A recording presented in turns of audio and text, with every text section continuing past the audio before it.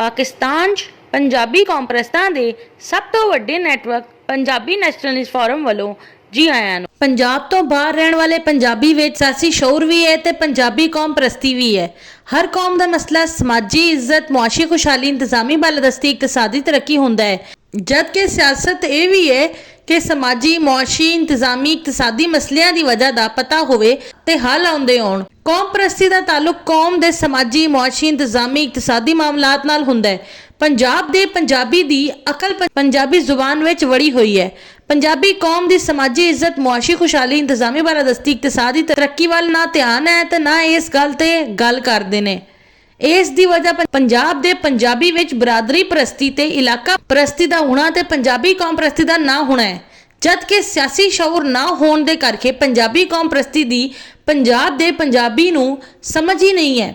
इसलिए पंजाब दा पंजाबी कौम परस्ती बारे सोच विचार नहीं करता। पंजाब दा पंजाबी सिर्फ पंजाबी जुबान बोलन नूं ही पंजाबी कौम परस्ती समझता है, जबकि पंजाब नूं ते पंजाब दे पंजाबियां नूं सिर्फ पंजाबी कौम परस्ती बचा सकती है। पंजाब तो बाहर रहने वाले पंजाबी कौम विच सियासी शौर भी है ते पंजाबी कौम परस्ती भी है। जे पंजाब तो बाहर रहने वाला पंजाबी कौम परस्ती छड्ड के ते इलाका परस्त बन के पंजाब दा दुश्मन बन जावे ते फिर पंजाब विच रहने वाले ते पंजाबी बोलण वाले पठान, बलोच, हिंदुस्तानी मुहाजिर नूं पंजाब वाले भावें जिन्ना मर्जी पंजाबी आखदे रहण, इन्हां ने पंजाबी नहीं रहना। पंजाब दा पंजाबी एक पासे पंजाब विच रहने वाले ते पंजाबी बोलण वाले पठान, बलोच, हिंदुस्तानी मुहाजिर कोलों छितर खावेगा ते दूजे पासे पंजाब तो बाहर रहने वाला पंजाबी पंजाब दे पंजाबी नूं घा नहीं पावेगा। पाकिस्तान दे मुस्तकबिल दी सियासत दा फैसला पंजाब तो बाहर रहने वाला पंजाबी करेगा।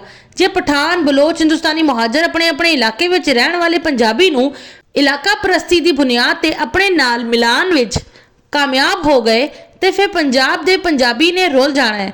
हुण भी पाकिस्तान ते पंजाब ते राज पठान, बलोच, हिंदुस्तानी मुहाजिर ही कर रहे ने ते फिर अगे भी पाकिस्तान ते ही नहीं, शुमाली पंजाब ते भी पठान, जनूबी पंजाब ते भी बलोच, वस्ती पंजाब ते भी हिंदुस्तानी मुहाजिर ही राज करया करनगे।